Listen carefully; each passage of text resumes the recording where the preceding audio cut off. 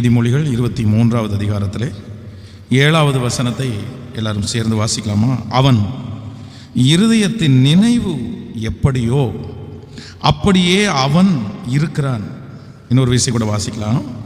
அவன் இருதயத்தின் நினைவு எப்படியோ அப்படியே அவன் இருக்கிறான். ஆமே. ஆண்டவருடைய பிள்ளைகளே, இந்த வார்த்தை மிக ஒரு அற்புதமான வார்த்தை. அவன் இருதயத்தின் நினைவு எப்படியோ அப்படியே அவனும் இருக்கிறான். ஒரு மனுஷனுடைய வாழ்க்கையில் பொதுவாக நம்ம வாழ்கிற வாழ்க்கையிலே நாம் உடை உடுத்துவது, நம்மை நாம் அலங்கரித்து கொள்வது, இல்லைனா நம்ம ஒரு பொருள் வாங்குவது, இன்றைக்கு இருக்கிற எல்லா மனிதர்களும் எதன் அடிப்படையிலே இதை செய்கிறார்கள் அப்படின்னா, இன்னொருத்தருடைய எண்ணத்தின்படி தான் செய்கிறாங்க. அப்படின்னா நம்ம இப்போ ஒரு சாரி, பெண்கள் ஒரு சாரி கட்டுறாங்க, ஆண்கள் ஒரு நல்ல சட்டை பேண்ட் போடுறாங்க. இல்லை, இந்த சட்டை பேண்ட் எனக்கு பிடிச்சிருக்கு, எனக்கு கம்ஃபர்ட்டாக இருக்குது அப்படின்னு அந்த ஃபீலை விட இன்றைக்கி நிறைய பேருக்கு என்ன அப்படின்னா, இல்லை நான் போட்டுட்டு போனால் ஒரு 4 பேர் பார்ப்பாங்களா, அவங்க பார்வைக்கு இது நல்லா இருக்குமா, அவங்களுக்கு இஷ்டப்பட்டது மாதிரி இருக்குமா. ஸோ நம்முடைய குணங்கள், நாம் வாங்குகிற பொருட்கள், இது எல்லாமே நிறைய பேர் எதற்காக தான் செய்கிறாங்க அப்படின்னா, மற்றவர்களுக்காக, அடுத்தவங்களுக்காக. மற்றவர்களுக்காக நிறைய பேர் வாழ்கிறதுனால தான் நிறைய பேர் சந்தோஷமாகவே வாழலை. நம்முடைய தேவைக்காக, நம்முடைய காரியங்களுக்காக நம்ம செய்கிறது தவறல்ல. எனக்கு இப்போ ஒரு கார் தேவை, நான் வாங்குறேன். எனக்கு ஒரு பைக்கு தேவை, நான் வாங்குறேன். ஆனால் இன்னொருத்தர் கார் வச்சிருக்கிறாரு, அவருக்கு முன்னாடி நான் காரில் போகாமல் இருந்தால் நல்லா இருக்காது அப்படின்னு நினச்சி வாங்குறது தவறு. இன்னொருத்தர் பைக் வச்சிருக்கிறாரு, நான் பைக்கில் போகாமல் இருந்தால் நல்லா இருக்காது அப்படின்னு நினைக்கிறது தவறு. ஒன்று நினைத்துக் கொள்ளுங்கள். ஆனால் இன்றைக்கு இருக்கிற அநேகம் பேர் எப்படி தான் இருக்கிறாங்க அப்படின்னா, அவர்களுக்காக வாழ்கிறவங்க நிறைய பேர் இல்லை. நமக்காக வாழ்கிறவங்க நிறைய 90% நம்முடைய வாழ்க்கையில யாருக்காக தான் வாழ்கிறோம் என்று சொன்னால் இன்னொருத்தருக்காக. அது இதெல்லாத்தையும் விட்டுருங்க. இப்போ ஜெபம் கூட என்ன ஆயிடுச்சு அப்படின்னா, இன்னொருத்தருக்காக பண்ணுறது மாதிரி ஆயிடுச்சு. யாராவது ஒருத்தர் இருக்கும்போது நம்ம நல்லா ஜெபம் பண்ணுவோம், நல்லா அழுவோம், நல்லா ஆராதிப்போம், இது மக்களுக்காக. ஆனால் நம்ம பர்சனலாக தனிப்பட்ட விதத்தில் நமக்கு ஜெபம் இருக்கா அப்படின்னு கேட்டால் இல்லை. இன்னொருத்தர் சேரும்போது தான் அந்த ஜெபம் வருதே தவிர நமக்காக நம்ம ஜெபிக்கிறது இல்லை. ஆனால் வேதம் என்ன சொல்லுகிறது அப்படின்னா, உங்களை குறித்து மற்றவர்கள் என்ன நினைக்கிறார்கள் என்கிறதை விட நம்மை குறித்து நம்ம எப்படி நினைக்கிறோமோ அதான் நம்முடைய வாழ்க்கையாகும். ஆனால் நம்மை சுற்றி என்ன பண்ணுறோம்னா, நம்மளை குறித்து மற்றவங்க என்ன நினைக்கிறாங்கன்னு நம்ம நினச்சி அதற்கு தகுந்தது மாதிரி நம்மளை மாற்றிக்கொள்கிறோம். அவங்க நம்மளை பிடிக்கல அப்படின்னு சொன்ன உடனே அவங்களுக்கு பிடிச்சது மாதிரி நம்ம மாறணும் அப்படின்னு நினைக்கிறோம். அவங்க நம்ம ஸ்டைல் நல்லா இல்லைன்னு சொன்ன உடனே அப்போ வேற ஸ்டைல் மாறலாமா அப்படின்னு நினைக்கிறோம். மற்றவர்களுக்காக நம்ம கரெக்ஷன் பண்ணுறோம்.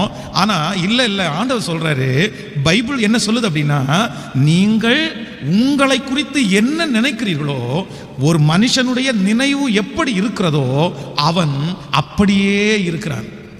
நம்மை குறித்து நாம் தவறாக நினைப்போமே ஆனால் கண்டிப்பாக இந்த உலகத்தில் நம்ம நல்லவர்களாக, இல்லை என்றால் வெற்றி உள்ளவர்களாக வாழ முடியாது. ஸோ முதல்ல என்ன பண்ணணும் அப்படின்னா, என்னை குறித்து நான் நல்லா நினைக்கணும். நான் நல்லா நினைக்கல அப்படின்னா, என்னை சுற்றி எத்தனை ஆசீர்வாதங்கள் எனக்கு இருந்தாலும் கடைசி வரைக்கும் நான் என்னதான் பண்ணிட்டு இருப்பேன் அப்படின்னா, ஏதோ ஒன்றை குறித்து குறை சொல்லிட்டு தான் இருப்பேன். சிலர் பாருங்க, அழகு இல்லை, நான் அழகு இல்லை அப்படின்னு சொல்றவங்க எல்லாம் அழகு இல்லாதவங்க எல்லாம் கிடையாது. நான் அப்படி இருக்கிறேன், இப்படி இருக்கேன் அப்படின்னு சொல்றவங்க எல்லாம் அப்படி இருக்கிறவங்க எல்லாம் கிடையாது. என்ன அப்படின்னா, அவர்களை அவர்கள் தவறாக பார்க்கிறார்கள். இப்போ இந்த ஃபாஸ்டிங் பிரேயர்ல இருக்கிற எல்லாரையும் பார்த்து கேட்கிறேன், 3வது நபர் உங்களை குறித்து என்ன நினைக்கிறாங்கன்றதை விட்டுருங்க. நீங்க உங்களை குறித்து என்ன நினைக்கிறீங்க? உங்களை குறித்து என்ன ஒப்பீனியன் உங்களுக்கு இருக்குது? சிலருக்கு முன்பாக நிற்கும்போது, சில சூழ்நிலையில் நிற்கும்போது, இந்த உலகத்தில் வாழும்போது உங்களை குறித்து நீங்கள் என்ன நினைக்கிறீங்க? ஆனால் சிலர் நினைக்கிறது பாருங்களேன், நம்மை குறித்து ரொம்ப மட்டமாக நினைப்போம். ஒன்றும் இல்லாமல் ரோட்டில் அடுத்த நேரத்திற்காக கையேந்தி பிச்சை எடுக்கிற அந்த பிச்சைக்காரனை பார்த்து நம்ம நல்லா நினைப்போம். உனக்கு என்னடா வாழ்க்கை, பாடுறா, மதியானமானா பிரியாணி கிடைக்குது, சாயந்தரமானா 100 ரூபா உனக்கு கையில் கிடைக்குது, நானும் இருக்கிறேனே. இவர்களே ஆண்டவர் எவ்வளோ தூரம் வச்சிருக்கிறாரு. போயும் அந்த பிச்சைக்காரர்களோட ஒப்பிட்டு அவர்களை மேலானவர்களாகவும் அவர்களை விட தங்களை குறைவானவர்களாகவும் பார்க்கிறார்கள். ஸோ நம்மளை குறித்து நம்மளே குறைவாக நினைச்சோம்னா நம்மளை குறித்து இன்னொருத்தவங்க பெருசாக நினைக்கிறதுக்கு வாய்ப்பே இல்லை. முதல்ல நம்மை குறித்து எப்படி தான் நினைக்கணும் அப்படின்னா, நம்ம நல்லா நினைக்கணும். டெய்லி காலையில் எந்திரிச்ச உடனே நான் ஏன் பிறந்தேன்னு கேட்கக்கூடாது, நான் ஏன் இந்த உலகத்தில் வந்தேன்னு கேட்கக்கூடாது. சிலருக்கு அவங்களுக்கு எனக்கு கண் இன்னும் கொஞ்சம் நல்லா இருக்காதா, எனக்கு பல்லு இன்னும் கொஞ்சம் எடுப்பாக இருக்காதா, வரி வரியாக இருக்காதா, இன்னும் ஒரு கலர் ஒரு நோட்டு ஏற்றி இருக்காதா, இன்னும் நான் கொஞ்சம் ஒல்லியாக இருக்க மாட்டேனா. நம்ம பொதுவாக எல்லாருமே என்ன நினைக்கிறோம் அப்படின்னா, கண்ணாடிக்கு முன்பாக போய் நிற்கும்போது யாராவது ஒருத்தர் கண்ணாடிக்கு முன்னாடி ச்சே நான் எவ்வளோ அழகாக இருக்கிறேன் அப்படின்னு சொல்லியிருக்கீங்களா? ஆனால் அடுத்தவங்களை பார்த்து ஓயாமல் அவங்க பாருங்க அழகா இருக்காங்க, நல்லா இருக்காங்க. ஸோ மற்றவர்களை பார்த்து எல்லாமே சொல்றோம், ஆனால் நம்மை பார்த்து நம்ம குறைவாக தான் பேசுறோம். ஆனால் பைபிள் என்ன சொல்லுது அப்படின்னா, எப்பா நீ மற்றவர்களை பார்த்து நல்லா இருக்கு அப்படின்னு சொல்றதெல்லாம் அடுத்தது. முதல்ல நீ என்ன பண்ணுனா உன்னை பார்த்து நீ நல்லா நினை. என்னைக்காவது கண்ணாடி ஆண்டவரே சே இவ்வளோ அழகான சரீரத்தை கொடுத்துருக்கீங்க ஆண்டவரே, நன்றி ஆண்டவரே. சே இந்த 2 கண்ணு இல்லாமல் எத்தனை பேர் இருக்கிறாங்க, எனக்கு இந்த அழகான 2 கண்ணை கொடுத்துருக்கீங்களே, நன்றி ஆண்டவரே. பாருங்க ஆண்டவரே, எனக்கு கை இருக்குது, 5 விரல் இருக்குது ஆண்டவரே, கால் இருக்குது, ஐயோ என் சரீரத்தில் ஒரு குறைவு கூட இல்லாமல் என்னை இவ்வளோ அழகா நேர்த்தியா பர்ஃபெக்டா என்னை படைச்சிருக்கிறீங்களா ஆண்டவரே அப்படின்னு இந்த ஜெபத்தில் இருக்கிற யாராவது சொல்லியிருக்கீங்களா? ஒரு நாளாவது சொல்லியிருக்கீங்களா? ஆனால் ஓயாமல் என்ன பண்ணணும் தெரியுமா, அவனை மட்டும் ஆண்டவர் ஏன் ஆண்டவர் அப்படி வச்சா என்ன இப்படி வச்சிருக்கிற அவனுக்கு பாரு. அதான் ஒரு வீட்டில் பேசிகிட்டு இருக்கும்போது ஒரு பொண்ணு போய் ஒரு அம்மாட்ட சொல்லுது, ஏமா நீ என்ன மாசமாக வயிற்றுல இருக்கும்போது கொஞ்சம் குங்குமப்பூ சாப்பிட்டுருக்கலாம்ல, என்னை வயிற்றுல நீ மாசமாக இருக்கும்போது குங்குமம் சாப்பிட்டுருக்கலாம்ல. எனக்கு ஒன்றுமே புரியல, ஏன் அது நான் நோயாளியாக இருக்கிற நீ அம்மாவுடைய வயிற்றுல குங்குமம் சாப்பிடலாம். இந்த பொண்ணு கொஞ்சம் கலர் கம்மியாக இருக்காமா, அதனால அவங்க அம்மாவுடைய வயிற்றுல பிறக்கும்போது அவங்க குங்குமப்பூ சாப்பிட்டா இவங்க கலராக பிறப்பாங்க அப்படின்னு. இல்லை உங்கள் குடும்பத்தில் நம்ம எல்லாருமே கற்பா தான் இருக்காங்க, அதனால எத்தியோப்பியன் தன் தோலை மாற்ற முடியுமோ, அது நமக்கு கொடுத்த வரப்பிரசாதம், அது கர்த்தர் நமக்காக வச்சிருக்கிறது, அதுக்காக குங்குமம் சாப்பிட்டா கலராகும் அப்படி. அப்போ எல்லாருக்குமே என்ன அப்படின்னா தங்களை குறித்து ஒரு திருப்தியான வாழ்க்கை இல்லை, அதிருப்தியான வாழ்க்கை தான் இருக்குது. இன்றைக்கு இந்த உபவாச ஜெபத்தில் இருக்கிற எல்லாருமே என்ன பண்ணணும் அப்படின்னா, ஆண்டவருடைய சமூகத்தில் டெய்லி என்னை குறித்து நான் நல்லா நினைப்பேன்ற ஒரு வாஞ்சியோட அந்த இடத்துல இருந்து கடந்து போங்க. என்ன குறித்து நான் இனி ஒரு நாள் என்ன பண்ண மாட்டேன் அப்படின்னா, குறைவா நான் நினைக்க மாட்டேன், குறைவா எடை போட மாட்டேன் அப்படின்ற ஒரு தீர்மானத்தை நீங்க எடுக்கிறீர்களே ஆனால் நான் நம்புறேன், நிச்சயமா சொல்றேன், ஆண்டவர் உங்களோடு கூட இருக்கிறதை நீங்கள் காண்பீர்கள். ஸோ நம்மை குறித்து ஒரு நாளும் என்ன பண்ணிடக்கூடாதுன்னா தவறாக நம்ம நினைச்சிடவே கூடாது, குறைவாக நினைச்சிடவே கூடாது. இன்றைக்கு அதை குறித்து தான் ஒரு சில காரியங்களை நான் உங்களோடு கூட பேசி உங்களுக்காக ஜெபிக்க போகிறேன். ஆமென் சொல்லுங்கள். கைகளை உயர்த்தி ஒரு ஹல்லேலூயா சொல்லுவோம். நீங்கள் வேதத்திலே பரிசுத்தவான்களுடைய வாழ்க்கையை நீங்கள் எடுத்து பார்ப்பீர்களே ஆனால் அவங்க எல்லாருமே ஆண்டவருக்காக பயன்பட்ட எல்லாருமே பார்த்தீங்க அப்படின்னா அவர்களை குறித்து மற்றவங்க நினைக்கிறத குறித்து அவங்க கவலையே படலை. நீங்கள் தாவீதை குறித்து வேதத்தில் வாசிக்கும் போது வேதம் சொல்லுகிறது, தாவீது கோலியாத்தை நான் ஜெயிப்பேன் அப்படின்னு சொல்றான். பக்கத்தில் இருக்கிறவனை பார்த்து கேட்குறான், இந்த மனுஷனை கொன்றவனுக்கு என்ன கிடைக்கும் அப்படின்னு கேட்குறான். உடனே அவன் சொல்றான், சொன்ன உடனே அவனுடைய சகோதரர்கள் என்ன சொல்றாங்க அப்படின்னா, என்ன பேசிட்டு இருக்கிற நீ, அந்த கொஞ்சம் ஆடுகளை யார் வசத்தில் விட்டாய், உன் இருதயத்தின் அலங்காரத்தை நாங்கள் அறிவோம் அப்படின்னு சொல்லி அவனை கண்டமணி திட்டுறாங்க. யார? தாவீத. என்னப்பா நீ எதுக்குடா இங்க வந்த, சாப்பாடு கொடுக்குறதானே வந்த, கொடுத்துட்டு ஒழுங்கு மரியாதை வீட்டுக்கு போயிரு, உன்னை பற்றி எனக்கு தெரியாதா, உங்க கையில் அப்பா 2 ஆடுகளை கொடுத்துருக்கிறாரு அவ்வளவுதான் உனக்கு. சோ தாவீதை குறித்து அவனுடைய சகோதரர்கள் என்ன நினைக்கிறாங்க அப்படின்னா, அவன் சின்ன பையன், அவன் குட்டி பையன், அவனால ஒண்ணுமே முடியாது, அவனுக்கு ஆடு மேய்க்க தான் தெரியும். அதற்கு பிறகு தாவீது இப்படி பேசிட்டே இருக்கும்போது அவனை கொண்டு போய் எங்க நிறுத்துறாங்க அப்படின்னா ராஜாவுக்கு முன்பாக நிறுத்துறாங்க. இப்போ ராஜா அவனை பார்க்கிறாரு. என்ன பார்க்கும்போது என்ன சொல்றாரு அப்படின்னா, நீயோ இளைஞன், அவனோ தன்னுடைய சிறு வயது முதலே யுத்த வீரன், அதனால அவனை ஜெயிக்கிறதுக்கு ஒன்னால, நீ சின்ன பையன்பா, அவன் சின்ன வயசுல இருந்தே யுத்த வீரன், நீ ஜெயிக்க முடியாது. சோ ராஜா ஒரு விதமா பார்க்கிறாரு, தன்னுடைய சகோதரர்கள் ஒரு விதமா பார்க்கறாங்க. ஆனா இந்த தாவீதை குறித்து வேதத்துல வாசிக்கும் போது இவங்க 2 பேரும் நினைக்கிறத குறித்து அவன் என்ன பண்ணல, கவலையே படலைங்க. அவங்க 2 பேரும் நினைக்கிறத குறித்து அவனுக்கு அதை குறித்து கேரே பண்ணிக்கல. அவன் என்ன நினைக்கிறான் தெரியுமா, அவனை குறித்து அவன் நினைக்கிறான் பாருங்க, என்ன குறித்து நீ சின்ன பையன் நினைக்கலாம், என்ன குறித்து கொஞ்சம் ஆடுகளை யார் வசத்தில் விட்டுறதுன்னு கிண்டல் பண்ணலாம். ஆனா சொல்றான், ஒரு விசை சிங்கம் வந்துச்சு, ஒரு விசை கரடி வந்துருச்சு, நான் அதை அப்படியே வாயை பிடிச்சி கிழிச்சு போட்டேன், நானே அதை செஞ்சேன். ஒண்ணு சிங்கத்தை போல இருப்பான், இல்லைன்னா நான் இந்த பெலிஸ்தீனை கொல்லுவேன். ஏன் அப்படின்னா ஜீவனுள்ள தேவனை இவன் தூசிச்சிட்டான்ல, அவனை குறித்து அவனுக்கு ஒரு பெரிய ஒப்பீனியன் இருக்கு, ஒரு பெரிய நம்பிக்கை இருக்குது. ஏற்கனவே ஒரு டைம் ஜெயிச்சிட்டேன்ல, ஏற்கனவே ஒரு டைம் தாண்டி வந்துட்டேன்ல. ஸோ ஆண்டவருடைய பிள்ளைகளே, நிறைய பேர் என்ன நினைக்கிறாங்கன்னா, நான் விழுந்துருவேனோ, நான் அப்படி ஆயிடுவேனோ, நான் இப்படி ஆயிடுவேனோ அப்படின்ற அந்த எண்ணத்தை விட்டு இன்றைக்கு தாவீதை மாதிரி ஆண்டவர் ஆட்களை தேடுறாரு. அதனால தான் நான் நம்புறேன், கோலியாத்துக்கு முன்பாக போய் நிற்கும் போது கோலியாத் ஒரு ஸ்டேட்மெண்ட் கொடுக்குறான். என்ன ஸ்டேட்மெண்ட் கொடுக்குறான் அப்படின்னா, நீ என்னடா கல்லை எடுத்துட்டு வந்திருக்கிற, தடியை எடுத்துட்டு வந்திருக்க, நான் என்ன நாயாடா நீ அடிக்கிறதுக்கு வந்திருக்கிற? தாவீது அவ்வளவு சின்ன பையன், எல்லாருடைய பார்வைக்கும் அவன் சிறியவனாய் தெரிந்திருந்தாலும் தாவீதுனுடைய இருதயத்துக்குள்ள ஒரு சின்ன பயம் கூட வரல. ஏன் அப்படின்னா, அவனை குறித்து அவனுக்கு என்ன நம்பிக்கை இருந்துச்சுன்னா, சின்னதா இல்ல பெருசா நம்பிக்கை இருந்துச்சு. தன்னை குறித்து ஒரு கான்ஃபிடென்ட், தன்னை குறித்த ஒரு கான்ஃபிடென்ட். நமக்கு கூட அப்படிதான். எந்த இடத்துல இப்ப பாருங்களேன், நீங்க வந்து ஒரு கல்யாண வீட்டுக்கு போறீங்கன்னு வைங்களேன், கல்யாண வீட்டில் நிறைய சொந்தங்கள் வருவாங்க. இந்த சொந்தங்கள் வரும்போது அன்னைக்கு உங்களுக்கு பிடிச்ச ட்ரெஸ்ன்னு வைங்களேன், அந்த ட்ரெஸ்ஸில் உங்களுக்கு ரொம்ப நீங்கள் நல்லா இருக்கிற மாதிரி ஃபீல் பண்ணுறீங்க, அந்த ட்ரெஸ் உங்களுக்கு அழகாக இருக்குன்னு ஃபீல் ஆகுதுன்னு வைங்களேன், அந்த கல்யாண வீட்டில் வர்ற சொந்தக்காரங்க எல்லாரிடத்துலையும் போய் பல்லெளிச்சு சிரிச்சுட்டு போம். Praise the Lord brother, praise the Lord sister, praise the Lord brother, praise the Lord sister அப்படின்னு எல்லாத்தையுமே பேசும். அதே கல்யாண வீட்டுக்கு நீங்கள் போறீங்க, உங்களுக்கு அந்த ட்ரெஸ் அவசர அவசரமாக போட்டீங்க, அதில் உங்களுக்கு கான்ஃபிடென்ட்டே இல்லை. நீங்கள் வந்து எனக்கு என்ன முகம் கற்பா இருக்குமோ, இல்லைன்னா நான் வந்து ஃப்ரெஷ்ஷாக இல்லையோ அப்படின்னு நீங்கள் இருக்கிறீங்கன்னு வைங்களேன், நீங்கள் என்ன பண்ணுவீங்க தெரியுமா? கல்யாண வீட்டுக்கு போறீங்களா, சாப்பிட்டீங்களா, யாருக்குமே தெரியாமல் வந்துடணும்டா. சிலர் ஃபோட்டோ எடுக்க கூட நிற்க மாட்டாங்க. வேண்டாம் வேண்டாம், நான் இன்னைக்கு என்னவா இல்லை, நான் இன்னைக்கு நல்லா இல்லை, நான் என்னுடைய ட்ரெஸ் இன்னைக்கு நல்லா இல்லை, என்னுடைய முகம் இன்னைக்கு நல்லா இல்லை, நான் ஃப்ரெஷ்ஷாக இல்லை அப்படின்னு சொல்லி அப்போ ஒன்று நினைத்துக் கொள்ளுங்கள், நம்மை குறித்து நம்ம நல்லா நினைக்கல அப்படின்னா நம்ம செய்ய வேண்டிய சில வேலைகளை கூட நம்மளால செய்ய முடியாது. நான் சொல்றது உங்களுக்கு புரியுதுல்ல? நம்ம வந்து அந்த கல்யாண வீட்டில் அத்தனை சொந்தக்காரங்களையும் நம்ம பார்க்க தான் போவோம், ஆனால் நம்மளை குறித்து இருக்கிற அந்த தவறான எண்ணம் அவங்கள்ட்ட மிங்கிள் பண்ணவே நம்மளை விடாது. அதனால எப்பவுமே நம்ம இருதயத்தில் என்ன வளர்த்திக்கணும் அப்படின்னா, என்னை குறித்து யார் என்ன நினைச்சாலும் எனக்கு கவலை இல்லை, ஆனால் என்னை குறித்து ஒரு நாளும் நான் என்ன பண்ண மாட்டேன்னா தவறாய் குறைவாய் நினைக்க மாட்டேன்ற ஒரு தீர்மானத்தை ஆண்டவருடைய பிள்ளைங்க கண்டிப்பாக எடுக்கணும். எத்தனை பேர் ஆமோதிக்கிறீர்கள்? கைகளை அசைத்து ஒரு ஹல்லேலூயா சொல்லுங்க. நான் ஒரு விசை இந்த மூணாரில் ஒரு யூத் மீட்டிங்காக அழைக்கப்பட்டேன். அப்போ அந்த யூத் மீட்டிங்காக போகிறேன், பிரசங்கம் பண்ணுறதுக்காக போகிறேன்.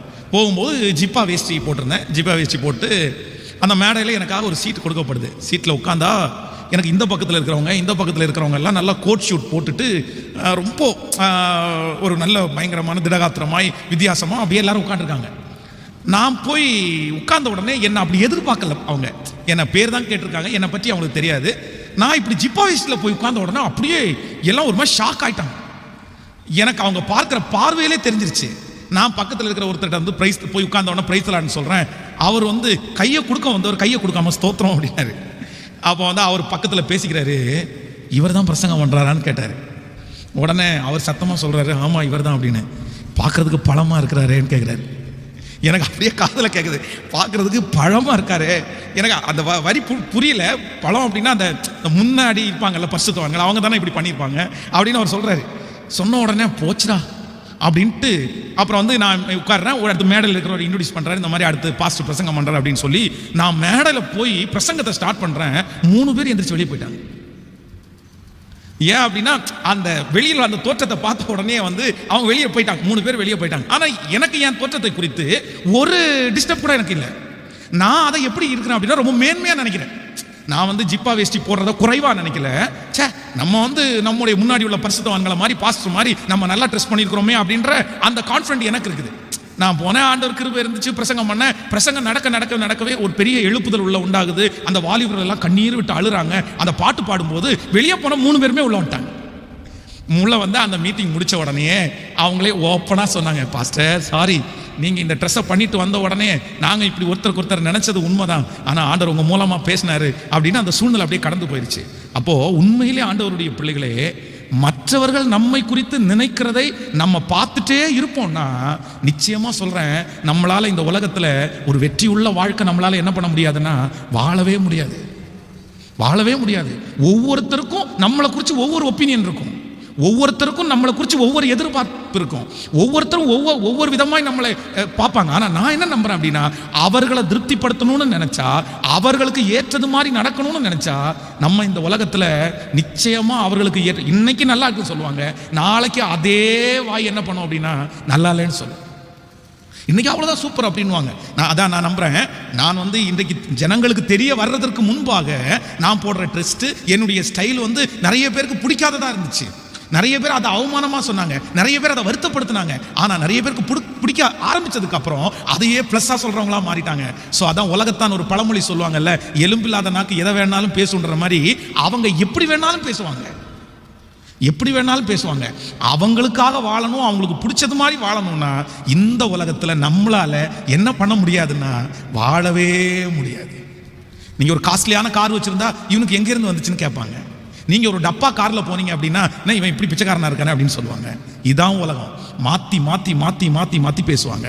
அப்போ நமக்கு தேவ பிள்ளைகளுக்கு ஆண்டவர் கொடுக்கிற ஆலோசனை என்ன அப்படின்னா, உன்னை குறித்து மற்றவர்கள் நினைக்கிறது இல்ல மகளே, உன்னை குறித்து மற்றவன் நினைக்கிறது இல்ல மகனே, உன்னை குறித்து பொதுவாக யார் நல்லா நினைக்கணும் அப்படின்னா, நான் என்னை குறித்து நன்றாய் நான் நினைப்பேன். ஆமென் சொல்லுங்க. எத்தனை பேர் ஆமோதிக்கிறீங்க? இன்னைக்கு ஒரு தீர்மானம் நீங்க எடுப்பீங்களா? என்ன குறித்து நான் நல்ல எனக்கு இப்படிப்பட்ட ஒரு வாழ்க்கையை தந்ததற்காக நன்றி ஆண்டவரே, இந்த சரீரத்தை தந்ததற்காக நன்றி ஆண்டவரே, இந்த சூழ்நிலை எனக்கு தந்ததற்காக நன்றி ஆண்டவரே, இந்த குடும்பத்தை எனக்கு தந்ததற்காக நன்றி ஆண்டவரே, நம்முடைய சரீரத்தில் இருக்கிற ஒவ்வொரு அவயவங்களை சொல்லி சொல்லி ஆண்டவரே இதை தந்ததற்காக உமக்கு நன்றி ஆண்டவரே, நன்றி ஆண்டவரே, நன்றி ஆண்டவரே அப்படின்னு யாரெல்லாம் சொல்றீங்களோ அவர்கள் பட்சத்திலே தான் கர்த்தர் இருக்கிறார். ஆமென் சொல்லுங்கள். அல்லேலூயா. நீங்கள் இன்னும் இது மட்டும் இல்ல, பரிசுத்தவானாகிய தானியேலை எடுத்து பார்ப்பீர்களே, ஆனால் தானியேலை குறித்து எல்லாருமே ஒரு ஒப்பீனியன் வச்சிருக்கிறாங்க.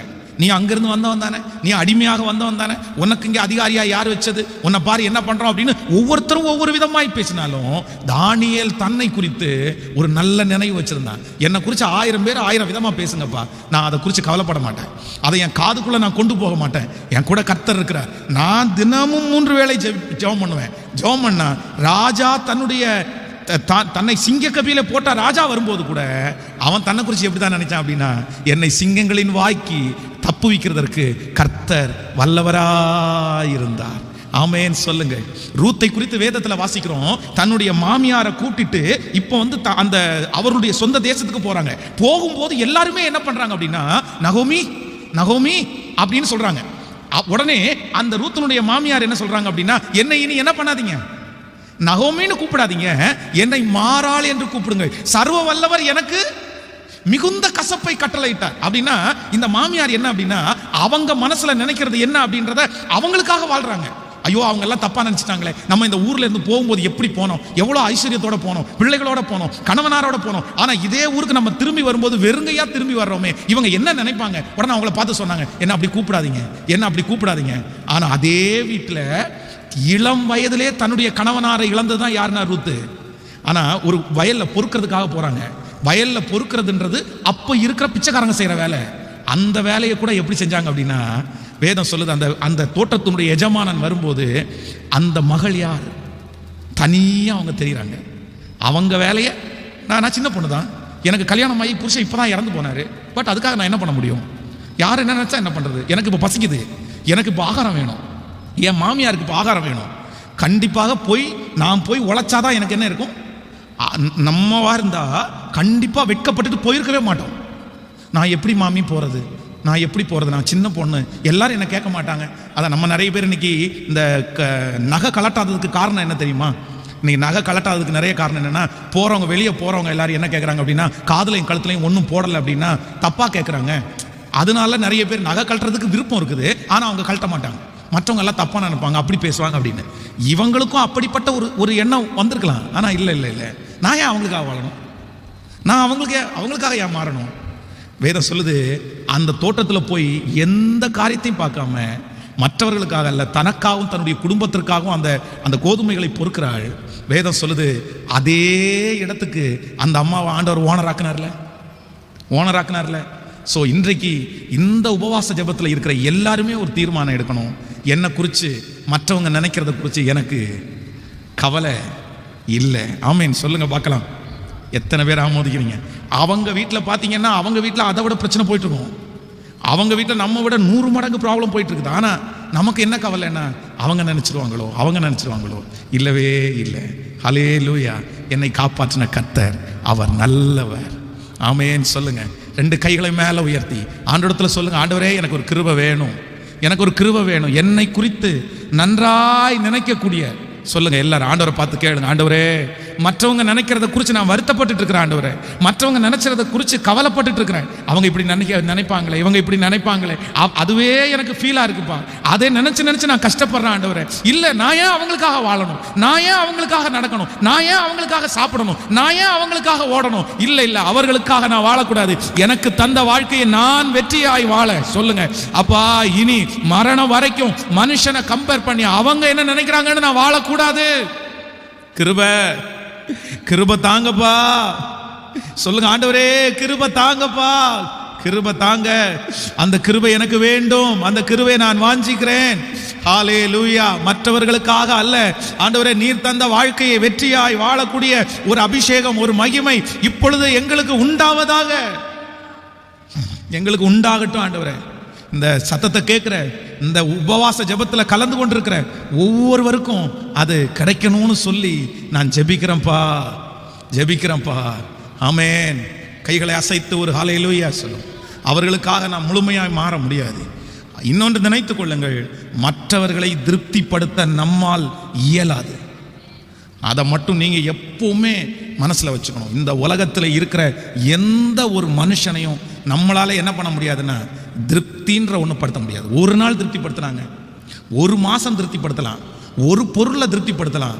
ஆனால் காலம் முழுதும் ஒரு மனுஷனை, உலகத்தில் இருக்கிற நபர்களை திருப்திப்படுத்தி நம்மளால என்ன பண்ண முடியாதுன்னா, அப்படி முயற்சி எடுக்கிற மனிதர்கள் அவர்கள் வாழ்க்கையை அவர்கள் அழித்து கொள்வார்களே தவிர அவர்களால் சந்தோஷமாய் வாழ முடியாது. ஆமேன்னு சொல்லுங்க. இது என்னன்னா, நமக்கு சின்ன வயசுலேயே இதை கற்றுக் கொடுத்து அனுப்பிட்டாங்க. பொதுவாக பிள்ளைகளை பாருங்க. 2-3 நாட்களுக்கு முன்பாக என்னுடைய சின்ன பையன் விளையாண்டு ஓடிட்டே இருந்தான். ஓடினவன் அந்த பிள்ளைகளோட சேர்ந்து விளையாண்டு ஓடிட்டு இருக்கிறவன் படார்னு போய் ஒரு இடத்துல அப்படியே வலிக்கி விழுந்துட்டான். விழுத்தா பார்த்தா இந்த கை காலெல்லாம் நல்லா தேய்ச்சிருச்சு. ஆனால் விழுந்த அடுத்த நிமிஷத்தில் எந்திரிச்சிட்டான். விழுத்த அடுத்த நிமிஷத்தில் எந்திரிச்சு தட்டிட்டு, என்னடா அடிபடிச்சா அப்படின்னு கேட்டால், ஒன்றும் இல்லைன்றான். கண்ணு கலங்குது. ஒன்றும் இல்லைன்றான். கால் நொண்டி ஆகுது. கால் நடக்க முடியல. ஆனால் வாய் என்ன சொல்லுது? டேய், காலை கீழே ஊன முடியலடா, என்ன நல்லா அடிபடிச்சு போல தெரியுது. அதெல்லாம் ஒன்றும் இல்லை டேடி. ஏன் ஒன்றும் இல்லைன்னு சொல்கிறான் அப்படின்னா, சுற்றி கேர்ள்ஸ் பாய்ஸ் எல்லாம் அவங்க கூட விளையாண்டு உட்காந்துருக்காங்க. அவங்களுக்கு முன்னாடி நம்ம விழுந்து கால் அடிபட்டதான் அவனுக்கு ஒரு வெக்கம். அது அப்படி செய்யக்கூடாது அப்படின்னு எறா கால் அப்படின்னு பார்த்தா உள்ள சிரைச்சிருக்கு, உள்ள ரத்தம் வருது. அதுக்கப்புறம் கூட்டிகிட்டு போய் இது பண்ணால் அது ஒன்றும் இல்லை. அப்போது சின்ன வயதுலேயே நமக்குள்ள என்ன பதிஞ்சிருச்சு அப்படின்னா, இன்னொருத்தருக்கு முன்னாடி ஏன் விழுந்துட்டோம், அடிபட்டுச்சு, அந்த ஒரு மனப்பான்மை பெரியவங்களுக்கும் வர்றதில்லை. சொல்லுங்களேன். சின்னதுலேருந்தே அப்படி பழக்கிட்டோமே. எனக்கு அது நினச்சி பார்க்கும்போது ஆச்சரியமாக இருக்குது. நம்ம ஏன் அப்படி பழகணும்? நம்ம ஏன் மற்றவங்களுக்கு, ஆமா விழுந்துட்டேன், அடிபட்டுருச்சு, இனி என்ன பண்ணுறது, தொடச்சி போட்டுடலாம். நம்ம ஏன் அவங்களுக்காக வாழணும்? நம்ம ஏன் அவங்களுக்காக இருக்கணும்? சில காரியங்கள் இருக்குது சாட்சிக்காக. நம்முடைய சாட்சி கெட்டு போகிற விதத்தில் நம்ம வாழ்ந்துடக்கூடாது. நான் சொல்கிறது உங்களுக்கு புரியும்னு நினைக்கிறேன். அப்படின்னா சில மனிதர்களுக்கு முன்பாக நம்ம அவங்களுக்கு முன்பாக முன்மாதிரியாக இருக்கிறோம். ஒரு முன்மாதிரியான வாழ்க்கை நம்ம கண்டிப்பாக வாழணும்.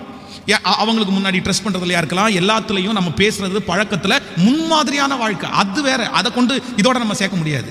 சிலர் என்ன பண்ணுவாங்கன்னா, தனக்கு தான் தோண்டித்தனமாக தெரியும், தனக்கு இஷ்டமான படிச்சவன் எவன் என்ன நினைச்சாலும் அதை குறித்து எனக்கு என்ன இல்லை, யார் என்ன நினைச்சாலும் கவலை இல்லைன்னு சொல்லி தப்பு பண்ணுவாங்க. அது ஒரு சமுதாயத்திற்கு ஏற்றமா இருக்காது. அந்த விஷயத்த சொல்ல வரல, அதுல நம்ம கவனமா இருக்கணும். அதே நேரத்தில் இன்னொருத்தர் நினைக்கிறதற்காக நாம் வாழ முடியும், இன்னொருத்தரை திருப்திப்படுத்தி நாம் வாழ முடியும்னு கண்டிப்பாக நம்ம என்ன பண்ண முடியாதுன்னா நினைச்சிடவே முடியாது. ஆமேன்னு சொல்லுங்க. எல்லாருக்கும் நடக்கிறது, எனக்கும் நடக்கிறது. ஓகே, இது இப்படி எனக்கு இப்படி நடந்துருச்சு. சிலர் என்ன நினைப்பாங்க அப்படின்னா, அப்படி நடந்த உடனே உலகத்தில் இருக்கிறவன் எல்லாம் என்ன பேசுவான், இவன் தப்பு பண்ணிட்டான்னு பேசுவான், இவன் ஆண்டவருக்கு விரோதமாக பாவம் பண்ணிட்டான்னு பேசுவான். இல்லைன்னா எனக்கு முன்னாடி நான் செஞ்சதை எல்லாத்தையும் சொல்லி காமிப்பாங்க. அதுக்காக நடக்காமல் இருக்கணும். இல்லை, கர்த்தர் நம்மை எந்த விதத்திலே எப்படி வேண்டும் என்றாலும் நடத்துவார். அதற்காக மற்றவர்களை பார்த்து நம்ம அவங்களுக்கு பிரியமாக பண்ண முடியலையேன்னு நினைக்க வேண்டிய அவசியம் இல்லவே இல்லை. ஹல்லேலூயா. கையை உயர்த்தி ஒரு ஹல்லேலூயா சொல்லுவோம். நான் நேற்றைக்கு நடந்த ஒரு சம்பவத்தை உங்களுக்கு சொல்கிறேன். சொல்லிவிட்டு அடுத்த பகுதிக்கு நேராகி போகிறேன். பைக்கில் ஓட்டிகிட்டே போனேன். அப்போ ஒரு வாய்க்கால் ஒன்று இருக்குது. அதில் ரொம்ப சின்ன ஒரு இடம் இருக்குது. அப்போ நான் அதை கிராஸ் பண்ணணும். அப்போ நான் இங்கேருந்தே அதுக்கு முன்னாடி நின்று யோசிக்கிறேன், இது ரொம்ப கம்மியான இடமா இருக்குது, வண்டி சாஞ்சிருச்சு அப்படின்னா அப்படியே அந்த தண்ணிக்குள்ளே நான் விழுந்துருவேன் அப்படின்னு எனக்கு தெரியும். அப்போது பக்கத்தில் ஒரு போஸ்ட் வேறு நிற்கிது, வேறு சுற்றி வழியே இல்லை, வண்டியை திருப்ப முடியாது, அது ஒத்தடி போயிட்டு திருப்ப முடியாது, வண்டியை போய்த்தான் ஆகணும் அப்படின்ட்டு போயிட்டேன். போனால் பாதி வழியில் என்ன பண்ணிச்சு அப்படின்னா, என்னுடைய வண்டியினுடைய அந்த ஹேண்ட்பர் வந்து அந்த போஸ்ட்டில் தட்டிடுச்சு. அவ்வளோதான், கண்ணை மூடிட்டேன், நம்ம வந்து விழுந்துட்டோம் அப்படின்ட்டேன். அது வந்து நல்ல தண்ணியும் சேரும் சகதியுமாக இருந்ததுனால எனக்கு எந்த அடியும் படலை. ஆனால் வண்டி மொத்தமும் அந்த சகதிக்குள்ளே விழுந்துச்சு. அப்போது வண்டி வேறு பயங்கரமான வெயிட்டு, அது ஒரு 4 அடி ஹைட்டு வேறு இருக்குது. வண்டியை வேறு தூக்க முடியல. பக்கத்தில் ஒரு பிரதர் உடனே வந்தார். வந்துட்டு என்னாச்சு, ஐயோ இது ரொம்ப சின்னதாச்சே, நீங்கள் வந்திருக்க முடியாது அப்படின்ட்டு ஹெல்ப் பண்ணார். வண்டியை தூக்கி நானே வீட்டுக்கு கொண்டு வந்து வண்டியெல்லாம் க்ளீன் பண்ணி நானே க்ளீன் பண்ணி வந்துட்டேன்.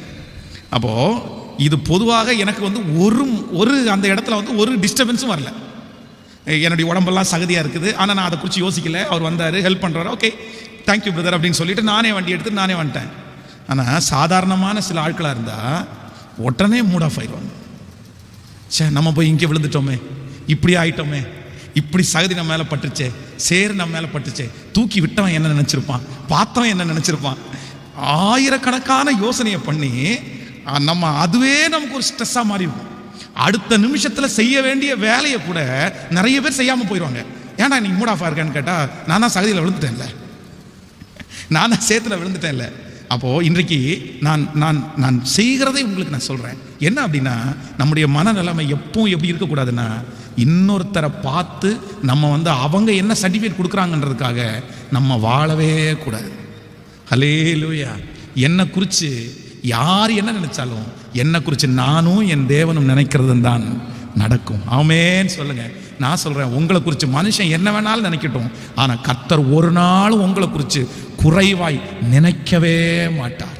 குறைவாய் நினைக்கவே மாட்டார். அந்த உலகத்தில் ஒரு பழமொழி சொல்லுவாங்கல்ல, காக்கைக்கும் தன் குஞ்சு பொன் குஞ்சு. அதே மாதிரி என் ஆண்டவர் உங்களை படைச்சிருக்கிறாரு, அவருடைய ரத்தத்தை நமக்காக சிந்தி கொடுத்துருக்கிறாரே. ஆனால் நம்ம மூக்கு அப்படி இருக்குது, நம்ம கண் இப்படி இருக்குது, நீ கலரா இல்லைன்னு கர்த்தர் எதிர்பார்க்கவே மாட்டாரு. மனிதனோ முகத்தை பார்க்கிறான், கர்த்தரோ இருதயத்தை பார்க்கிறார். இருதயத்தை பார்த்து நமக்கு அற்புதம் செய்கிற ஒரு நல்ல தேவன் தான் அவர். அவர் சொல்றார், மனுஷர் பார்க்கிற விதமாய் நான் என்ன செய்ய மாட்டேன், பார்க்க மாட்டேன். தாவீதை எல்லாரும் அங்கே வந்திருந்த தீர்க்கதரிசி கூட அவருடைய தோற்றத்தை தான் பார்க்கிறாரு. எப்பா ஆண்டவரை, இந்த இளைஞனா இவனையா நான் அபிஷேகம் பண்ணணும். உடனே ஆண்டவர் சொல்றாரு, இவன் தான்ப்பா, இவனை அபிஷேகம் பண்ணு. ஏன் அப்படின்னா, மனுஷர் பார்க்கிற விதமாய் நான் பார்க்கிறது இல்லை. அதனால கர்த்தரே நம்மளை நல்லா பார்க்கும்போது இன்னொருத்தர் நம்மளை நல்லா இல்லாம பார்க்கறத குறித்து உங்களுக்கு ஏன் கவலை?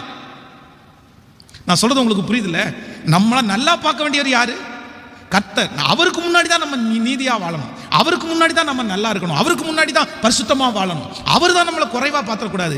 அவரே நம்மளை பார்க்கும்போது நல்லா பார்க்குறாரு. நம்ம வந்து எத்தனையோ இடங்களில் பார்த்தீங்க அப்படின்னா, குழந்தை பிறக்கும் பாருங்களேன், அந்த குழந்தை வந்து அவ்வளோ கருப்பா, அவ்வளோ சில குழந்தைங்க சின்னது அழகா இருக்கும், சில குழந்தைங்க சின்னதுல அவ்வளோ நல்லா இருக்காது. ஆனால் அந்த அம்மா கொஞ்சம் போது பார்த்தீங்க அப்படின்னா எப்படி கொஞ்சுவாங்க சொல்லுங்க, நீங்களே சொல்லுங்களேன்.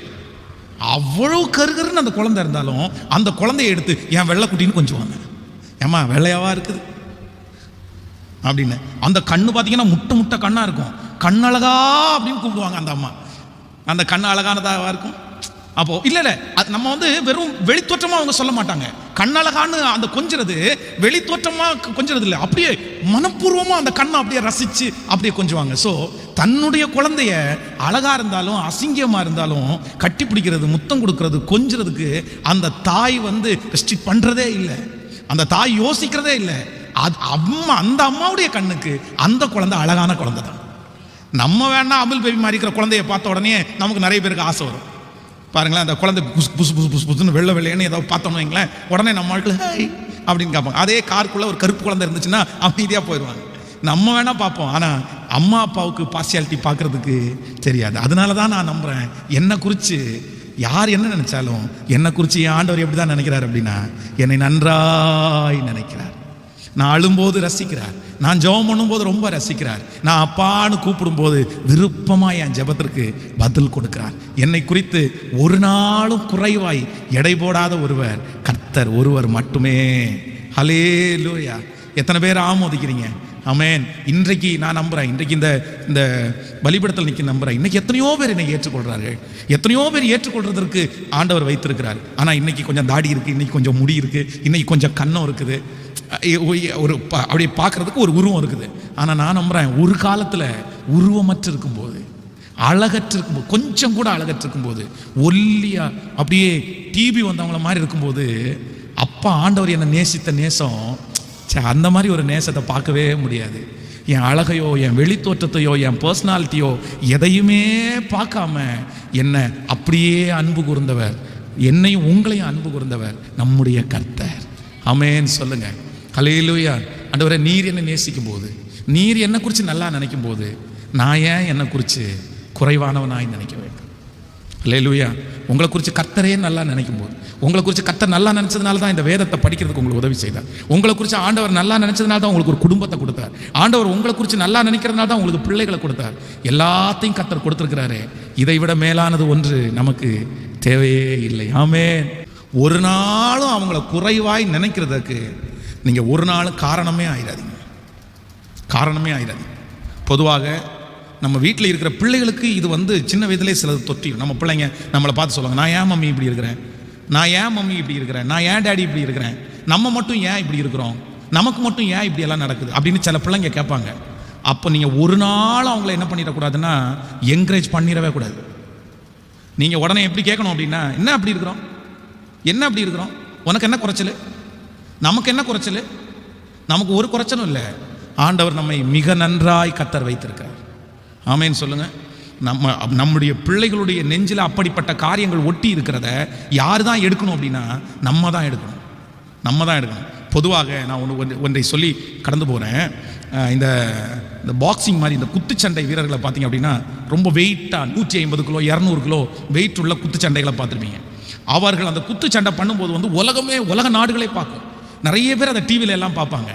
நான் நிறைய நேரம் யோசிச்சிருக்கிறேன். என்ன அப்படின்னா, இன்னைக்கு இருக்கிறதுல 90% பெண்கள் இல்லை ஆண்களும் எதுக்காக கவலைப்படுவாங்க? குண்டா இருக்கிறதுக்கு தான் கவலைப்படுவாங்க. ரொம்ப கவலைப்படுவாங்க. ஐயோ, நான் ஏன் இப்படி இருக்கிறேன், எனக்கு ஏன் இப்படி தொப்பை இருக்குது, எனக்கு ஏன் இப்படி இருக்குது அப்படின்னு. பொதுவாக அதான் டாக்டர்லே சொல்லும்போது என்ன சொல்கிறாங்கன்னா, ஒல்லியாக இருக்கிறவங்களுக்கு இருக்கிற கான்ஃபிடென்ட் குண்டா இருக்கிறவங்களுக்கு இருக்காது அப்படின்றாங்க. அவங்களுக்கு அப்படியா பொதுவாகவே கொஞ்சம் உடம்பு வெயிட் போட்டுச்சு அப்படின்னா எல்லாருமே அதை என்ன பண்ணுவாங்கன்னா குறைவாக நினச்சி அவங்களே அதுக்காக எக்ஸசைஸ் பண்ணி குறைக்கிறதுக்காக ட்ரை பண்ணுவாங்க.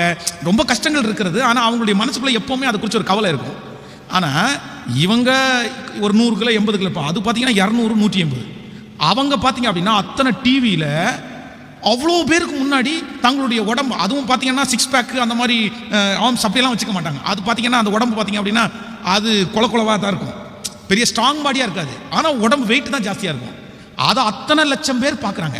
அப்போ நான் என்ன நம்புறேன் அப்படின்னா, அந்த 150 கிலோ 200 கிலோ வெயிட்டில் இருக்கிற ஆள் தன்னுடைய உடம்பை குறித்து கவலைப்படலை, தன்னுடைய உடம்பை குறித்து மைனஸாக நினைக்கல. எப்படி நினைக்கிறாரு? அவர் நல்லா நினைக்கிறதுனால இப்போ உலகமே அவரை எப்படி நினைக்குது? அவங்கள பார்த்து கை தட்டுறாங்கல்ல. குத்துச்சண்டை போடும்போது எல்லாரும் பார்த்து அவன் ஜெயிச்சிட்டான் இவன் ஜெயிச்சிட்டான். அதே உடம்பு இருக்கிற ஒரு சாதாரணமான நபர் வீட்டுக்குள்ள கூனி குறுக்கி போய் உட்காந்துருக்காங்க. அதே உடம்பு இருக்கிற ஒரு நபர் லட்சமான ஜனங்களுக்கு முன்னாடி கை தட்டு வாங்குறாரு. இதுக்கு ரெண்டுக்கும் ஒரே வித்தியாசம் தான், இந்த உடம்புள்ள நபர் தன்னை குறித்து குறைவா நினைக்கிறதுனால மூளையில் தள்ளப்பட்டாரு. அந்த நபர் தன்னுடைய உடம்பு குறித்து பெருமைப்படுறதுனால 10 பேருக்கு முன்னாடி பிக்சர்ல நிற்கிறாரு. இப்போ நான் உங்களை பார்த்து கேட்குறேன், நீங்க என்ன நினைக்க விருப்பப்படுறீங்க?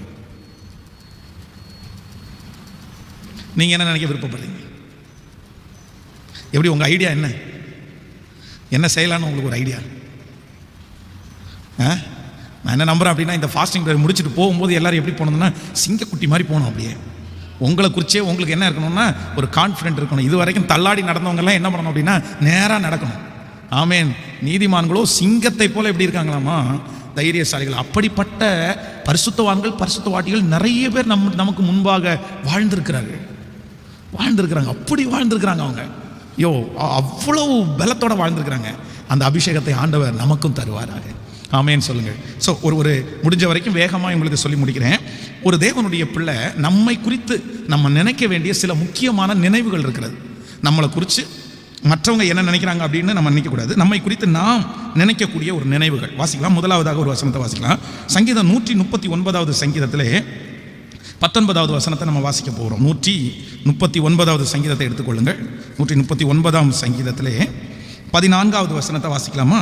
14வது வசனம், நான் பிரமிக்கத்தக்க அதிசயமாய் உண்டாக்கப்பட்டபடியால் உம்மை துதிப்பேன், உமது கிரியைகள் அதிசயமானவைகள், அது என் ஆத்துமாவுக்கு நன்றாய் தெரியும். இன்னொரு விஷயம் கூட வாசிக்கலாம்.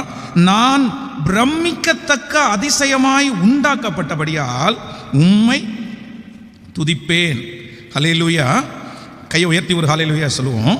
ஆண்டவருடைய பிள்ளைகளே, இந்த இடத்திலே சங்கீதக்காரனாகிய தாவீது தன்னுடைய பிறப்பை குறித்து என்ன சொல்றார் அப்படின்னா, நான் பிரமிக்கத்தக்க அதிசயமாய் உண்டாக்கப்பட்டபடியால் உம்மை துதிப்பேன் அப்படின்னா, தன்னை குறித்து அவர் நினைக்கிற மிகப்பெரிய நினைவு என்ன அப்படின்னா, இந்த உலகத்திலே இருக்கிற எல்லாரை பார்க்கிலும் அநேகரை விட ஆண்டவர் என்னை நன்றாய் வைத்திருக்கிறார். நான் பிரமிக்கத்தக்க அதிசயமாய். கவனிங்க எல்லாருமே. நம்பர் 1, முதலாவதாக நீங்களும் நானும் நம்மை குறித்து நினைக்க வேண்டிய முதல் நினைவு என்ன அப்படின்னா, உங்களை சுற்றி இருக்கிற எல்லாரை விட ஆண்டவர் என்ன நல்லா வச்சிருக்கிறார்ன்ற ஒரு நினைப்பு நமக்கு வேணும்.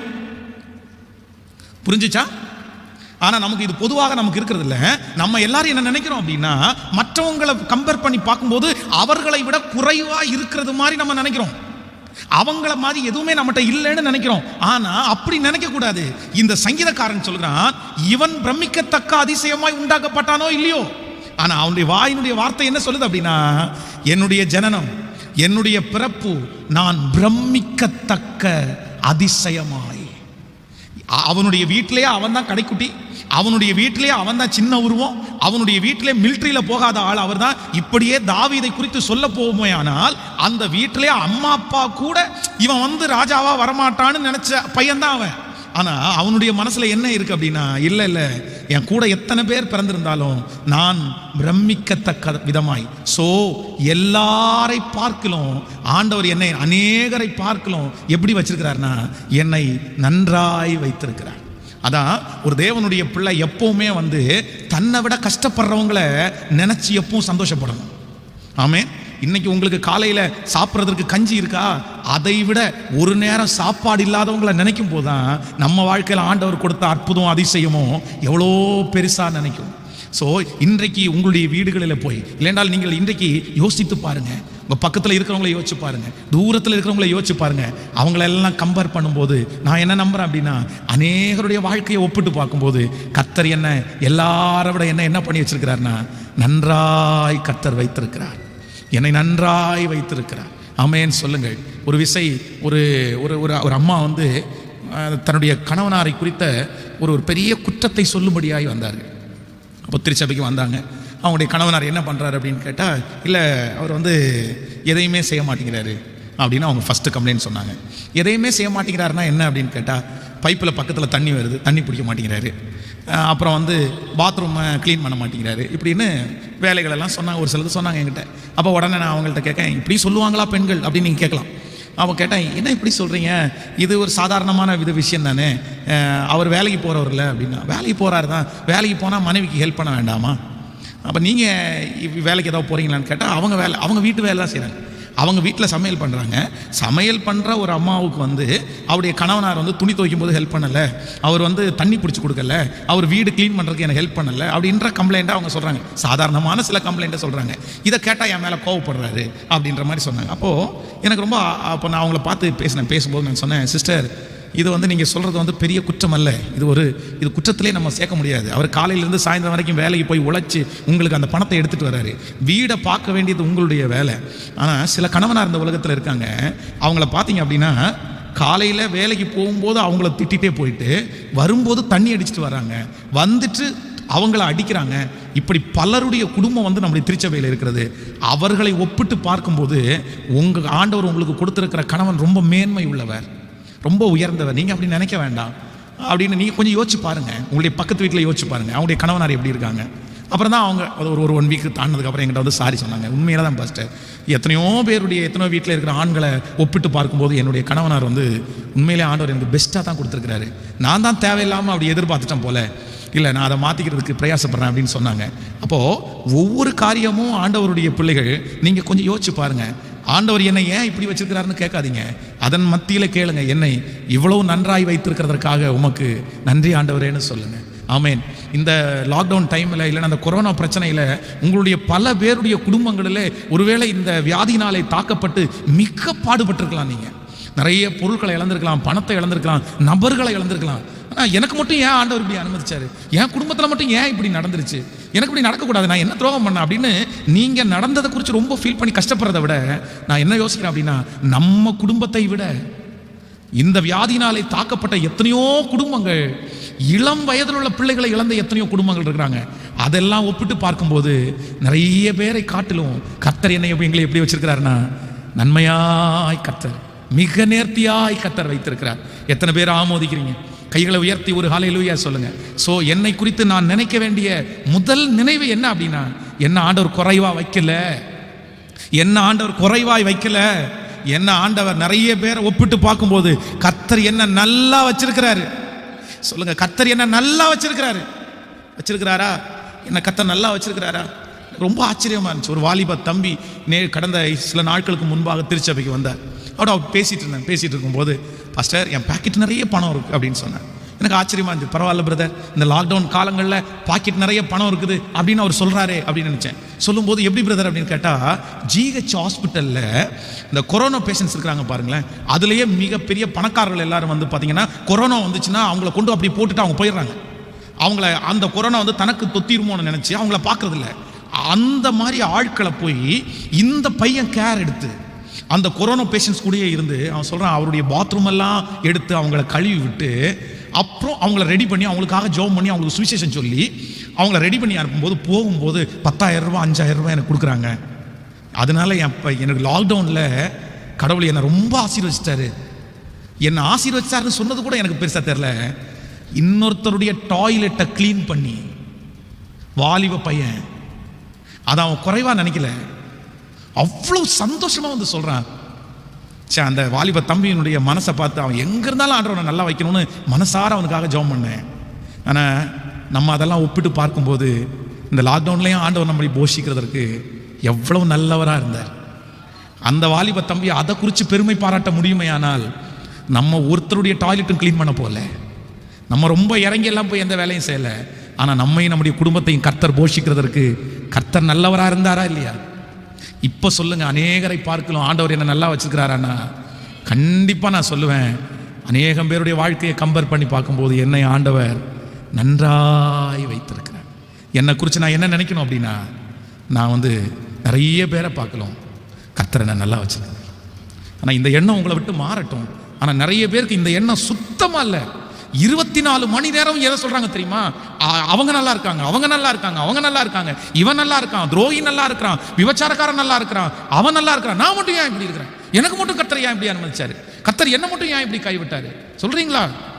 நிறைய பேர் அப்படிதான் அந்த வார்த்தையை தான் யூஸ் பண்றாங்க.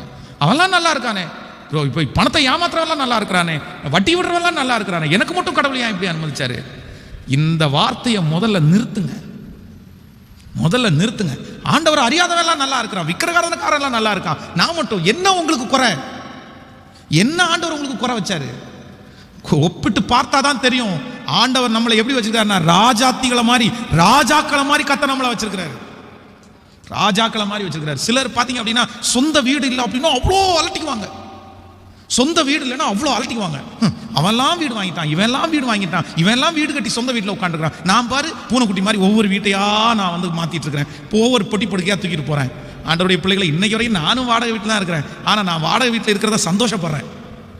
ஏன் அப்படின்னா வருஷத்துக்கு விதவிதமான வீட்டில் நம்ம குடியிருக்கிறோமே, நம்ம கட்டாத வீட்டில் நம்ம குடியிருக்கிறோமே. இந்த வருஷம் 3 ரூம்னா அடுத்த வருஷம் 4 ரூமு, அடுத்த வருஷம் இன்னொரு. ஆனால் சொந்த வீட்டில் குடியிருக்கிறவங்க மொத்த பேரும் ஒரே வீட்டில் காலம் முழு நீ குடியிருக்கணும். அப்போ உங்களை விட நாங்கள் பெரிய ஆளா சின்ன ஆளா? நாங்கள் நினைச்சா பாருங்க 2 மாசத்துக்குள்ள மாத்திட்டு இன்னொரு வீட்டுக்கு போயிடுவோம். நீங்க போக முடியுமா? அதான் அதை மேன்மையா நினைக்கிறத விட்டுட்டு குறைவாய் நினைக்கிறது. எனக்கு ஒரு வீடு இல்லை, எனக்கு ஒரு வீடு கடவுள் தரமாட்டாரா, எனக்கு ஏன் இப்படி வீடு தரமாட்டேங்கிறாரு ஆண்டவர்? இல்லை. அதே நேரத்தில் அந்த ரூம் கூட இல்லாம பிளாட்ஃபார்ம்ல தங்கி இருக்கிறவங்க, வீடுகள் இல்லாம அனாதையா இருக்கிறவங்க, அப்போ ஆண்டவர் நம்மளை அநேகரை பார்க்கலாம் நல்லா வச்சிருக்கிறாரா அப்படின்னா, கர்த்தர் என்னை நன்றாய் வைத்திருக்கிறார். ஆமென் சொல்லுங்க. ஸோ நம்பர் 1, முதலாவது ஃபர்ஸ்ட், உங்களை குறித்து நீங்கள் நினைக்க வேண்டிய முதல் நினைவு என்ன அப்படின்னா, கர்த்தர் என்ன அநேகரை விட கர்த்தர் என்ன வச்சிருக்கிறாருன்னா நல்லா வச்சிருக்கிறாருன்ற ஒரு எண்ணம் எனக்கு வேணும். ஆமென் சொல்லுங்கள். ஒரு தமாசான ஒரு விஷயம் சொல்கிறேன். என்னுடைய வீட்டினுடைய பக்கத்து வீடு ஜன்னலை திறந்தாலே அவங்களுடைய வீட்டில் இருக்கிறது எல்லாமே தெரியும். அப்படி ஒரு நாள் ஜன்னலில் எட்டி பார்த்தா வீட்டில் இருக்கிற மொத்த பேரும் மாஸ்க் போட்டு உட்காந்துருக்காங்க.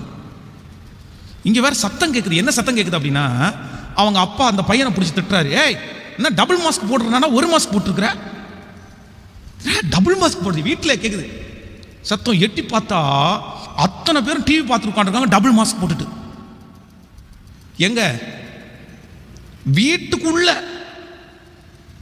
ஒரு நாள் இல்லை ஆண்டவருடைய பிள்ளைகளை, இப்போ 2-3 நாளைக்கு முன்னாடி வரைக்கும் வீட்டுக்குள்ள சாப்பிடும்போது மட்டும் கரெக்டாக மாஸ்கை எடுத்துட்டு சாப்பிட்டுட்டு திரும்பியும் போட்டுக்குவாங்க. எப்படிப்பா சமாளிக்கிறீங்க நீங்க? இல்லை, அதுக்காக மாஸ்க் போடுறது தவறுன்னு சொல்ல வரல நான். ஆனால் நம்ம ஓயாமல் என்ன பண்ணாமல் தான் இருக்கிறோம், மாஸ்க் போடாமல் தான் சுற்றிட்டு இருக்கிறோம். ஆனால் நான் சொல்கிறேன், நம்மையும் ஆண்டவர் பாதுகாத்துட்டு தான் இருக்கிறார். அவங்களெல்லாம் கம்பேர் பண்ணி பார்க்கும்போது அவங்க அப்பா வந்து கெட்ட வார்த்தையில் திட்டுறாரு அந்த பசங்களை, மாஸ்க் போடலை, டபுள் மாஸ்க் போடலைன்னு. அந்த குழந்தைங்க சொல்லுது, டாடி மூச்சு திணறதுன்னு சொல்லுது, அட்ஜஸ்ட் பண்ணிக்கோன்றாரு, அட்ஜஸ்ட் பண்ணிக்கோ அப்படின்னு. ஆனால் நம்ம மாஸ்க் போடாமலே வீட்டுக்குள்ளே இருக்கிறோம். காரணம் என்ன அப்படின்னா, நமக்கு ஒரே ஒரு நம்பிக்கை தான், கர்த்தர் காக்காவிடால் காவலாளர்கள் விழித்திருக்கிறது விருதா. ஆண்டவர் அனுமதிச்சான்னா கொரோனா வந்து தான் ஆகும், அனுமதிக்கலைன்னா வராது. சரி, ஒருவேளை அப்படி வந்து பொசுக்குன்னு போனாலும் எங்கே போயிடலாம் அப்படின்னா, டைரெக்டாக பரலோகத்துக்கு போய் இங்கே இருக்கிற கஷ்டமெல்லாம் முடிச்சு பரலோகத்தில் போய் ஜாலியாக சந்தோஷமாக இருக்கலாம். கிறிஸ்து எனக்கு ஜீவன், சாவு எனக்கு. இந்த ஒரே தைரியத்தை ஆண்டவர் நமக்கு தந்திருக்கிறதுனால தான் நம்ம டபுள் மாஸ்க் போட்டு வீட்டுக்குள்ளே இல்லை. ஆமேன்னு சொல்லுங்க. அப்போ நான் இப்போ கம்பேர் பண்ணி பாருங்க, பக்கத்து வீட்டில் இருக்கிறவங்க நல்லா இருக்கிறதுக்கும் நான் நல்லா இருக்கிறதுக்கும் வித்தியாசம் இருக்கா? ஆமேன்னு சொல்லுங்கள். நமக்கு ஒரு பெரிய விசுவாசம் இருக்குது. அன்றியும் அவருடைய தீர்மானத்தின்படி அழைக்கப்பட்டவர்களாகி தேவனிடத்தில் அன்பு கூறுகிறவர்களுக்கு சகலமும் நன்மைக்கு ஏதுவாகவே நடக்கிறது. ஆமேன்னு சொல்லுங்க. அப்போ இன்னைக்கு நான் தீர்மானத்தோட போறேன். என்னை அநேகரை விட ஆண்டவர் என்ன பண்ணியிருக்கிறார்னா, என்னை நல்லா வச்சிருக்கிறார். சொல்லுங்களேன், மனசார வாயை திறந்து சொல்லுங்களேன் எல்லாரும், என்னை நல்லா வச்சு. கையை உயர்த்தி சொல்லுங்களேன், ஆண்டவரை பார்த்து, ஆண்டவரே என்னை நல்லா வச்சு. நீங்க ஏன் துக்கப்படணும்? நீங்க ஏன் கவலைப்படணும்? உங்களுக்கு என்ன இல்லை? கர்த்தர் உங்களுக்கு என்ன கொடுக்கல? கர்த்தர் உங்களுக்கு கொடுக்காத என்ன இருக்குது? பல மனிதருடைய வாழ்க்கையை ஒப்பிட்டு பார்க்கும்போது ஆண்டவர் எவ்வளவு நல்லவரா இருக்கிறார், கர்த்தர் எவ்வளவு நல்லவரா இருக்கிறார். கைகளை மேல உயர்த்தி இந்த உபவாச ஜெபத்துல சொல்லுங்க, இயேசுவே நன்றி அப்பான்னு சொல்லுங்க. என்ன நிறைய பேரை விட நல்லா வச்சிருக்கிறீங்க ஆண்டவரே. என்னை விட கஷ்டப்படுறவங்க எத்தனை பேர் இருக்காங்க ஆண்டவரே. என்னை விட பாடுபடுறவங்க எத்தனையோ பேர் இருக்காங்க. என் கூட பிறந்தவங்களுக்கு அப்படி இல்லையே, அவங்கள விட ஒரு படி என்ன உயர்த்தி வச்சிருக்கிறீங்களே, என்ன உயர்த்தி வச்சிருக்கிறீங்களே ஆண்டவரே. என்ன நல்லாதாப்பா வச்சிருக்கிறீங்க, என்ன நல்லாதாப்பா வச்சிருக்கிறீங்க, என்ன நல்லாதாப்பா வச்சிருக்கிறீங்க. ஹல்லேலூயா. கைகளை உயர்த்தி ஒரு ஹல்லேலூயா சொல்லுங்க. கடந்த நாட்களில் திருப்பூர் ஜங்ஷன்ல என்னுடைய வண்டியை நிறுத்தி நின்று கொண்டிருக்கும் போது ஒருத்தர் வந்து பைக்கை நிறுத்துறாரு. நிறுத்தினா ஒரு 50 பேர் லைனா ஓடுறாங்க. இவங்க எதுக்கு இந்த நாட்களில் இப்படி ஓடுறாங்க? எல்லாம் ஜென்ஸ் லேடிஸ் எல்லாம் ஓடுறாங்க. எதுக்காக இப்படி ஓடுறாங்க? அந்த பைக் வந்து நிறுத்தின உடனே அப்படின்னு பார்த்தா, அந்த பைக்கு முன்னாடி ஒரு பெரிய அட்டை பாக்ஸ் ஒருத்தர் வச்சு ஒவ்வொருத்தருக்காக ஒவ்வொரு பார்சல் எடுத்து கொடுக்குறாரு. அந்த பார்சல் வந்து மதியான சாப்பாடு, இந்த பொட்டலை சாப்பாடு. இந்த லாக்டவுன் ஆனதுனால வேலைக்கு போக முடியாமல் சாப்பிட்றதுக்கு வழி இல்லாமல் அந்த பையன் வந்து எல்லாருக்கும் சாப்பாடு கொடுக்குறாரு. அந்த சாப்பாட்டுக்கு 50 பேர் லைனில் நிற்கிறாங்க. ஆனால் நான் நம்புகிறேன், இந்த ஃபாஸ்டிங் ப்ரேயரில் இருக்கிற நிறைய பேருக்கு இவ்வளோ கஷ்டம் வந்த போதிலும் சாப்பாடு பஞ்சத்தை கத்த தரவே இல்லை. இன்னும் சொல்ல போனால் இந்த லாக்டவுனில் நிறைய பேர் நல்லா சாப்பிட்டோம்ல. மற்ற நாட்களில் சாப்பிட்றத விட விதவிதமாக செஞ்சு, ஆசைப்பட்டதெல்லாம் செஞ்சு, குடும்பமாக உட்காந்து, அதான் லாக்டவுனில் நிறைய பேர் குண்டே ஆயிட்டாங்க. நிறைய பேர் லாக்டவுனில் நல்லா சாப்பிட்டு குண்டாயிட்டாங்க. ஏன்னா ஆகார குறைவு நம்முடைய குடும்பங்களுக்கு கர்த்தர் என்ன பண்ணலை. அப்போது வேலைக்கு போயிட்டு இருக்கும்போது ஞாயிற்றுக்கிழமை ஒரு நாள் தாங்க நான்வெஜ் சாப்பிட்டாங்க. ஆனால் லாக்டவுனில் நிறைய நாள் வாரத்துக்கு 3 நாளெல்லாம் நான்வெஜ் சாப்பிட்டவங்கலாம் இருக்காங்க. அப்போது இப்போ நீங்கள் மனசுக்குள்ளே நீங்கள் நினைங்க, ஆண்டவர் நம்மளை நல்லா வச்சுருக்கிறாரா? மற்றவங்க எல்லாரும் விட நல்லா வச்சுருக்கிறாரா? ஹல்லேலூயா. உங்கள் வீட்டில் 2 வீலர் இருக்கா அப்படின்னா கர்த்தருக்கு ஸ்தோத்திரம். ஆமென். நிறைய பேர் பஸ்ஸுக்கு நம்பி இருக்கும்போது கர்த்தர் நமக்கு 2 வீலருக்கு தந்திருக்காருல்ல, தந்திருக்காரு. நிறைய பேர் நடந்து போகும்போது நம்ம பஸ்ஸில் போகிறதுக்கு காசு தந்திருக்கிறார்ல. அதனால் நம்மளை விட மேலானவங்களை நம்ம நினைக்கிறத விட நம்மளை விட கஷ்டப்பட்டவங்களை நம்ம பார்த்தா தான் தெரியும் ஆண்டவர் நம்மளை எவ்வளவு மேன்மையாய் மேன்மையாய் மேன்மையாய் அழகாய் நடத்தியிருக்கிறார். ஸோ என்னை குறித்து நான் என்ன நினைக்கிறேன் அப்படின்னா, அநேகரை காட்டிலும் கர்த்தர் என்னை நன்றாய் கர்த்தர் வைத்திருக்கிறார். அதான் சங்கீதக்காரன் சொல்கிறார், நானோ சிறுமையும் எளிமையுமானவன், கர்த்தரோ என் மேல் நினைவாய் இருக்கிறார். நினைவா இருக்கிறார். யோபு தன்னுடைய மனைவியை பார்த்து சொல்கிறார், நீ பைத்தியக்காரி பேசுகிறது போல பேசுகிறாய், நீ பைத்தியக்காரி பேசுகிறது போல பேசுகிறாய். தேவனுடைய கையிலே நன்மையை பெற்ற நாம், கர்த்தர் கொடுத்தார், கர்த்தர் எடுத்தார், கர்த்தருடைய நாமத்திற்கு. இவை எல்லாவற்றிலும் யோபு தன் உதடுகளினால், ஏன் அப்படின்னா அவ்வளோ கஷ்டத்திலையும் எல்லாவற்றையும் இழந்ததுக்கு அப்புறம் கூட யோபுனுடைய மனசுல ஒரு பெரிய மனரம்யம் இருந்துச்சு. அவர் என்னை கொன்று போட்டாலும் அவர் மேல் நம்பிக்கையா இருப்பேன். ஏன் அப்படின்னா இந்த ஜீவனையாவது மீட்டு வச்சிருக்கிறார்ல, கண்டிப்பா நான் ஒரு நாள் அவரை பார்ப்பேன். அந்நிய கண்கள் அல்ல, என் கண்கள் அவரை காணும், என் கண்கள் அவரை காணும், என் கண்கள் அவரை காணும். நம்ம மனசுக்குள்ள நிறைஞ்சு ஒன்று இருக்குது. என் மனசுக்குள்ள, இந்த பலிபீடத்தில் இருக்கிற என் மனசுக்குள்ள நிறைஞ்சிருக்குது. நான் ஒவ்வொரு நாளும் மகிழ்ச்சியா இருக்கிறேன், கர்த்தருக்கு கண்ணீரோட நன்றி சொல்றேன்.